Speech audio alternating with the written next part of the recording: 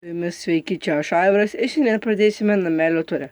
Taigi mes įėję galime pamatyti, turime metalų dėžę, tada stalą ant padėklo, turime plaktuką, dėžę, įrankių dėžę, čia kažkam susidėt, turime kažkokią daiktadėžę, nelabai matytvo, turime ir tas striukiai, ten toliau, turime kėdę labai ilgai pagyvenusią. Turime kopėtėlės, kuriomis dabar bandysiu užlipti į viršų. Čia esu viską pasidaręs. Ir viršai mes turime daug medžio. Čia mano medis.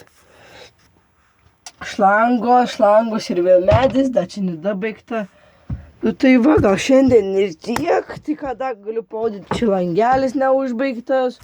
Iš vidaus čia va užsidaro.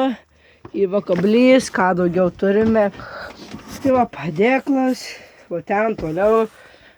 Tai va gal šis video irgi bus toksai trumpas. Jo ką daugiau čia viskas. Tai ačiū visi, kad žiūrėjote šį video, kad mane palaikot, ačiū jums labai. Tai ką laukite kito video, kad tas video bus anam gale, remontuosiu man dar galą, jum net galiu ateiti, jum parodysiu ką aš ten. Kitas video bus gal kitą savaitę. Čia mano šūdai.